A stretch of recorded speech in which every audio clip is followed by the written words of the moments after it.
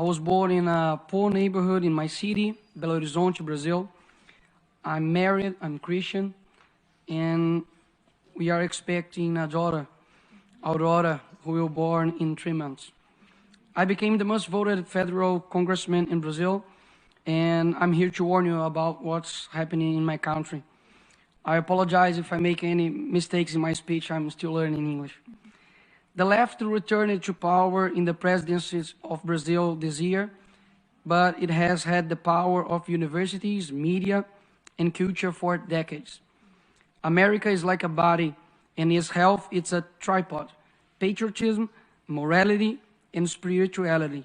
If someone undermines these 3 areas, America will collapse from within. Stalin said this. They have known the secret for a long time and use all possible means to achieve their goal, the destruction of the family. But you may wonder, wouldn't that be too radical of an idea? Does anyone really want to do this? And after all, how would they do that? First, they destroy the sense of reality. There is no longer right and wrong, good or bad. Everything is relative. When they say that, why then say that men exist? Women, aren't they concrete concepts? Therefore, they must be abolished. Then they move on stage number 2, the destruction of identity. If you are nothing, then everything can be everything. Therefore, they will destroy your identity as a person. Young people no longer know what or who they are. They are carried away by any wind of doctrine and cling to what is fashionable. They tell you, dress like this, use this type of language, and finally, live like this. It is the generation most lacking in good references that has ever existed. After all, the left replaced Jesus with a Black Lives Matter activist and exchanged the cross, which represents injustice, against an innocent person for symbols that represent nothing other than selfishness of activism itself. By the way, the rainbow is not yours, but ours. Read the Bible and you'll find out.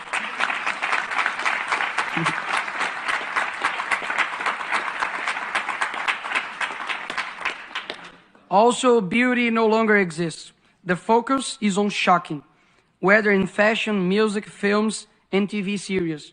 The important thing is to sell a culture that delivers everything you want, except meaning of life. Slaves to their own will.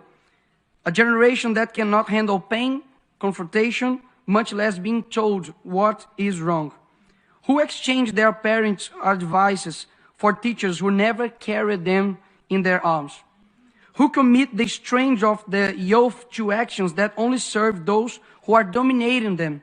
They are too foolish to know that they are being used and who uses them. Like those who campaign for abortion, but ignore that 75 years ago, the Universal Declaration of Human Rights was published, which in its 3rd article states, everyone has the right to life. This is a 12-week-old baby. His or her heart is already beating. It has a fingerprint. There is no one in the world like this baby. When they find a bacteria on Mars, they call it life. But this child is just a clump of cells to them.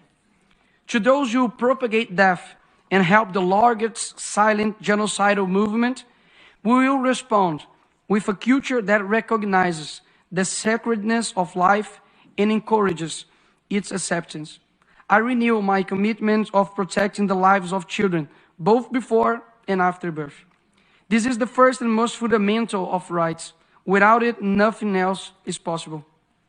But this is not only tool they use to change our culture. Men who use it to lie about their ages, to go to war and fight for their country, but now lie about their biological sex to compete with women. How did we get to this point?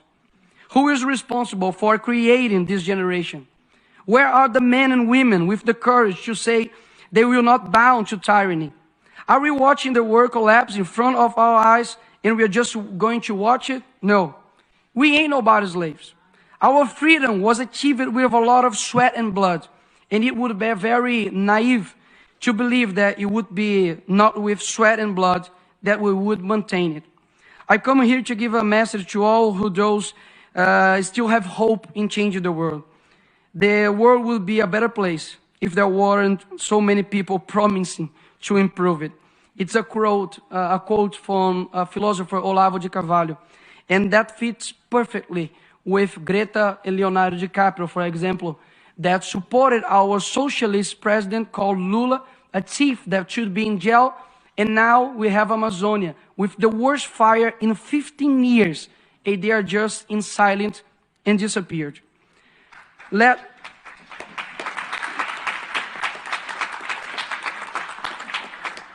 us first be the change.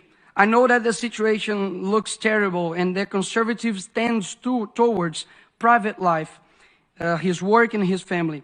But if we don't rise up for public life, our private life will be and is in danger.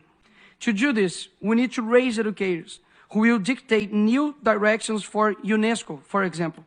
Education that teaches and not doctrinates. New judges who will honor the magisterium and deliver justice. And not like some of Brazil's Supreme Court who have betrayed the Brazilian people and persecuted their political opponents. New teachers who will use the classroom to train students and not activists. New artists, musicians, directors who will influence culture towards something other than just sex and promiscuity. New people who will transform this world. Know that if you are listening to me right now, I believe in your strength, in your ability to influence and change where you are. You start with your family, then your neighbor. Bring light to your neighborhood, and we will live better than we are now. We never know the extent of our influence, where our voice will reach. But I hope I have reached your heart, because I'm speaking from it. Love is the only thing that transcends time and space. So I hope this speech resonates across generations. To complete, I always say a phrase in Brazil. The present is theirs, but the future is ours. But I hope that one day I'll say, the present is ours, and so is the future. Thank you very much.